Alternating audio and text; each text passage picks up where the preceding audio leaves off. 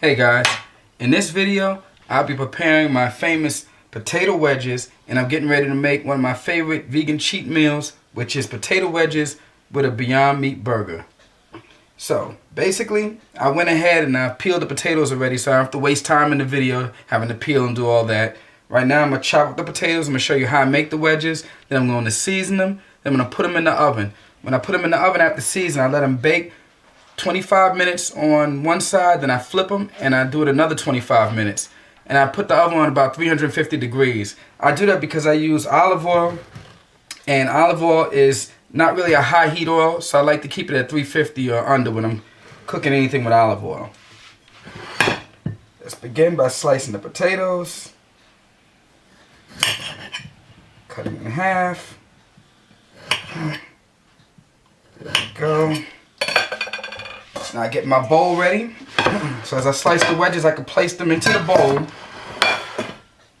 and get ready for the seasoning. Move the bowl to the side so I can make sure everyone can see. Put this plate here. Make sure you can see clearly what I'm doing. The smaller potatoes I cut in threes, as you can see. I cut it in half, then I cut it in threes. Put it in the bowl.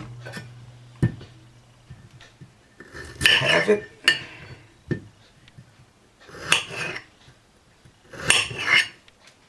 Here we go, add it to the bowl.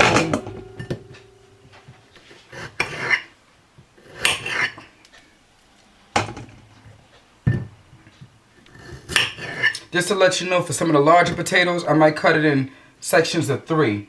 But for the smaller ones, I just cut them in half. When I get to the larger potatoes, I'll demonstrate that. Oh, drop one on the floor. Not going to use that one. That goes in the garbage. Wash my hands off. Alright. Remember, cleanliness is next to godliness. Anything drops on the floor, I just throw it away. There we go. Here's a bigger potato. So this one I'm going to cut into threes.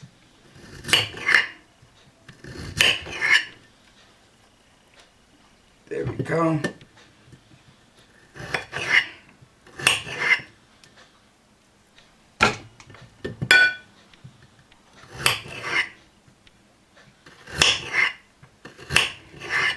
That was a little wider, so I was able to get 4 wedges out of that one.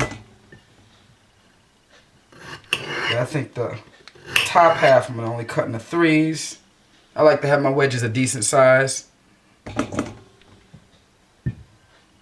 Another potato I can cut in threes.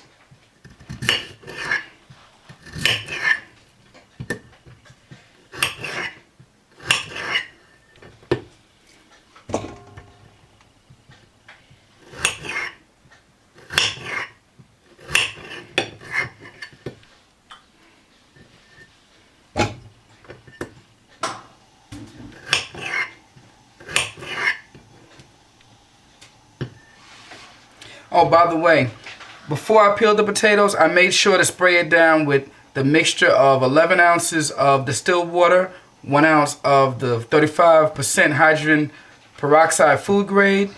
I put that in one of the spray bottles, and then in the other one I have the apple cider vinegar with the mother, and I sprayed it down really well, had it in one of the strainers, let it sit for about 5 minutes, then I rinsed it with cold water. I always clean all my fruit and veggies before I cook with them. This one we're going to put in half. This is a little smaller. Cut the piece. I know this is boring. I'm almost done. Just wanted to make sure everybody's seeing the process for exactly what it was.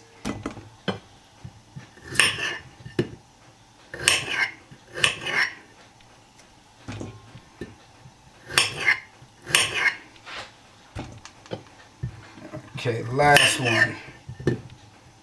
Could have probably got threes out of this one, but I just cut it in half. These wedges are going to be a little fatter, but it's alright. Not mad. Cut it in 4. There, yeah, these are a little bit wider. Okay, now that's done. I have them in my bowl. I now season them. So, first I add some olive oil to the bowl with the wedges in here. Enough to coat them. Okay. Now after coating them with olive oil, I then begin to add my ingredients. I use turmeric, very good anti-inflammatory, love turmeric. I use in almost everything that I cook.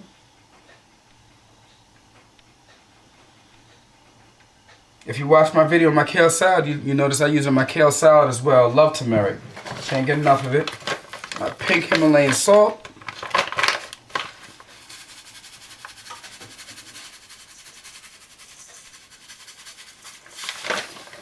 I have some onion powder.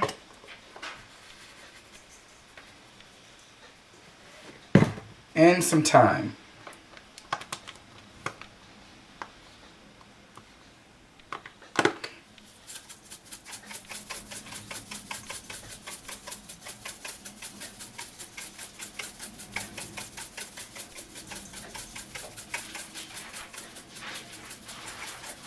Now I'm going to be sure to mix all the ingredients together in the bowl by hand.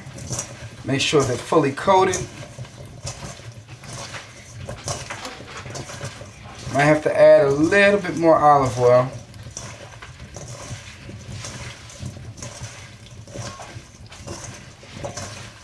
Let me just rinse my hands off real quick because they're pretty oily before I touch the bottles.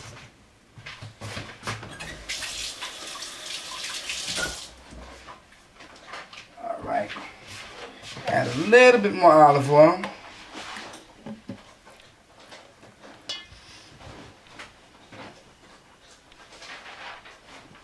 Alright. Now, I'm going to put just another sprinkle of turmeric. Not too much, but I can't get enough of this stuff. I love it. It's healthy. It's great for the body. There we go. That's just enough. A little bit more of the salt. Boom. That's it. And some onion powder. Once again.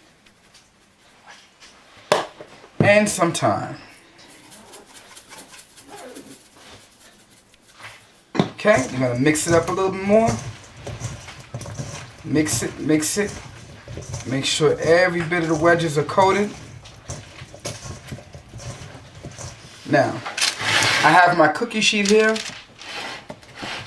It's a baking pan, whatever you want to call it. It's lined with parchment paper. I love using parchment paper. Just as a note, with parchment paper, it tells you on the box, do not heat above 400 degrees. Because one time I made a mistake, I put it in the oven at 425. The parchment paper actually started burning. You see the edges getting real brown. So you don't want to burn it. It can do a maximum of 400 degrees, which is not a problem because we're doing the wedges at 350. Now the wedges, I'm going to line them on the pan.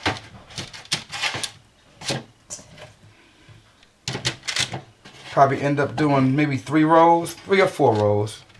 Let's see, I have quite a bit of wedges here. Had to use one of my larger pans.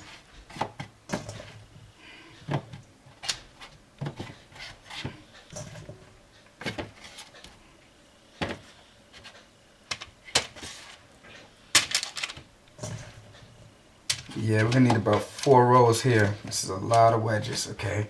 Smooth these up, space them out. I like to have a little bit of space in between each wedge so they're not touching.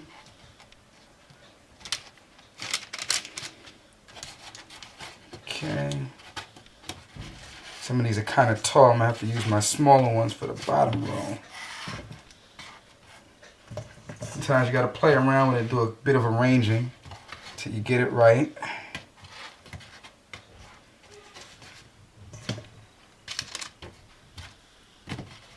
Okay.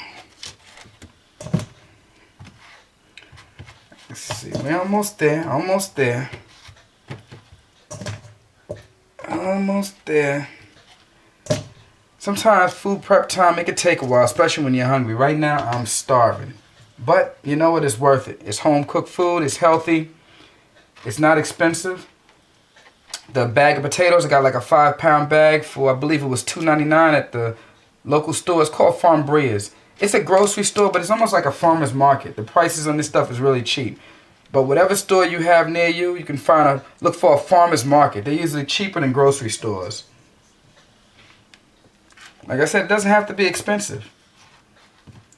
You know, you go to the store, you buy pre-made wedges, you might get a small order for like maybe $3.50, I don't know, $3-4. Look, for $3 I got a bag.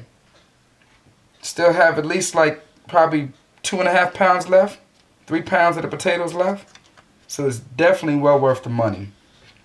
It's just the time you know that it takes to prep everything. But hey, you pay to save time.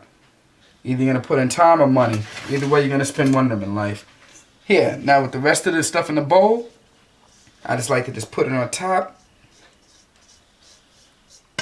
I like to use every bit of it. I'm just using my hands now. Sometimes I have the little brush I use, but right now, I don't feel like I didn't have it out, so to save time too and not bore everybody to death in the video, I'm just gonna use my hand. Doesn't matter as long as the job gets done, right? Okay. So, now, let me just rinse my hands off if I touch the pan. Kind of messy. Okay.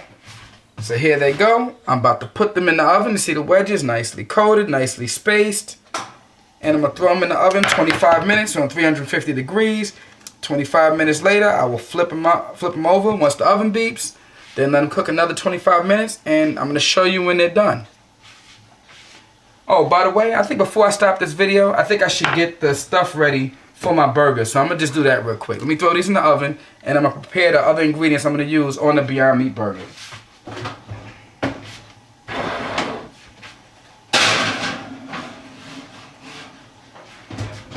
Okay, let me just rinse my plate off real quick. Yeah, I like to have everything prepared in advance because once the home fries, not the home fries, we're making wedges in this video. Home fries is another video, but once the wedges are done, then I just want to cook the burger and I like to have everything already done and prepared. Let me just rinse the plate off a little better.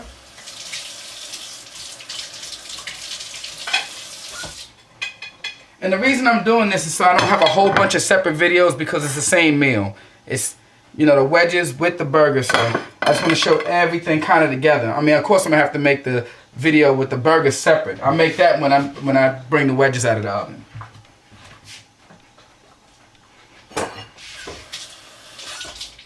Okay, now I want cucumber, plum tomato. I only use plum tomatoes or grape tomatoes sometimes in my salad. So we're going with the plum tomato.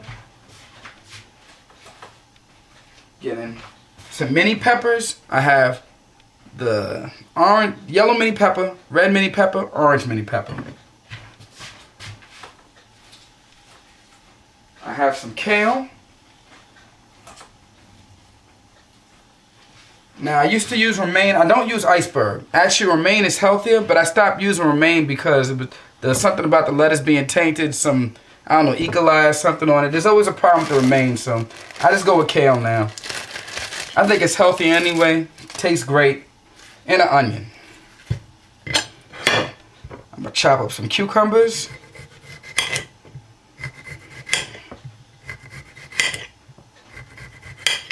I love cucumbers on my burger.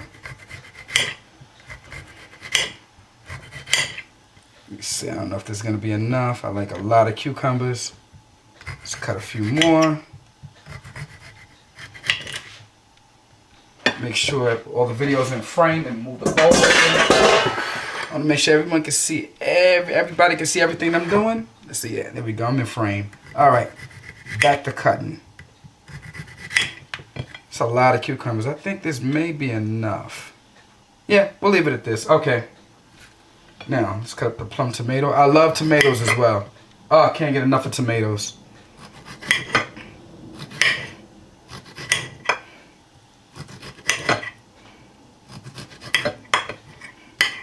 I like them not too thin, not too thick. Like I said, if I'm going to use a tomato, I definitely love plum. Gotta have a plum tomato. And it's not that bad either. I think I paid about $1.49 a pound at that same store that I got the potatoes. Sometimes even 99 cents a pound. Okay, tomatoes are done. I like lots of them. Next, we're going to go with the peppers. Now, I usually cut off the tips of the peppers. Let's cut some rings.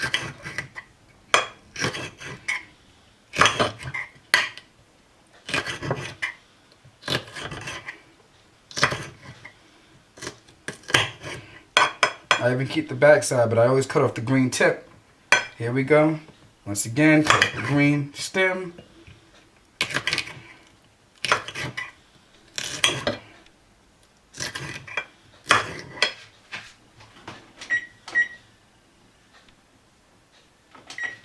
Okay. I just realized I forgot to set the time in the oven. I got so caught up trying to hurry up and transition to the next part that I had to do that I just forgot to set the time. Better late than never. I guess they've been in there about 2-3 minutes, so I can account for the time for that. So what, about 23 minutes? Maybe we'll set it for. Anywho, let's finish chopping these peppers and let me pay attention before I chop off a piece of my finger, which would not be a good thing at all. Alright, there we go. Got the peppers done. Let's get the onion ready.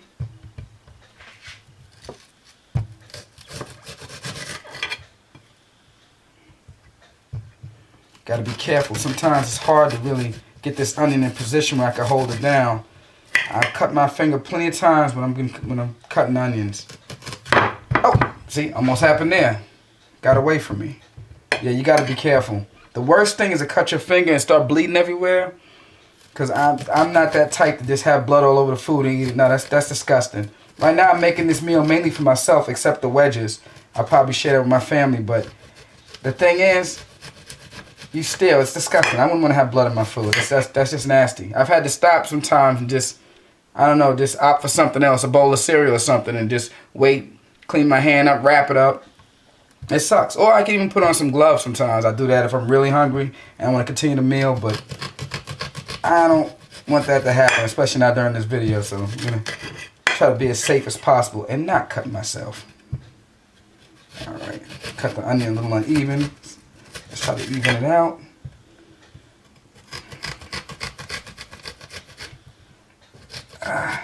Okay, I can feel this starting to affect my tear ducts now. I'm not trying to be tearing everywhere. That's another thing too. Like I say, cleanliness is next to godliness. You don't want to be cutting the onion and have tears all dropping down in the food. That's just nasty. That's nasty. I don't get down like that. Right? It's not affecting me yet, but I'm going to cut one more slice. I'm starting to feel it though. Uh-oh. All right. I'm not dropping down. That's it. I'm done with the onion. Let's put the onion in the bag. And I just basically tore off a piece of kale. I think I'm going to need a little bit more than this though for what I'm doing. Grab another piece out of my bowl. Get my pre-washed and pre-soaked kale. Here we go. That should be enough. All right.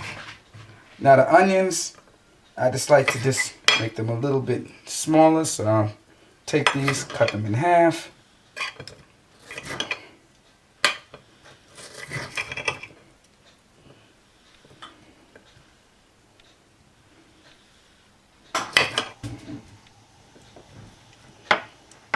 Okay, there we go. So, this is everything that's going in a burger. And if it looks like a lot, it's more than what I normally use. Because when I normally do a burger, I do a single burger. But for this meal, I'm making my first ever. I should really trademark it. The burger's going to be called the Big Whack. Wait, hold up. No, that's not right. I mean the Big Hack. The Big Hack. There you go. LB Life Hacks. The Big Hack. So I'm going to make a double burger. You heard of the Big Mac? Now you're going to get the Big Hack. So I got everything prepared for the burger. I'm going to put this aside. Eyes are starting to tear up. I got to go wipe my eyes. We're going to wait for the wedges to time to flip them. And then I'll come back in the last video. I'll take the wedges out. And I'll show you me live cooking the burger. Till the next video.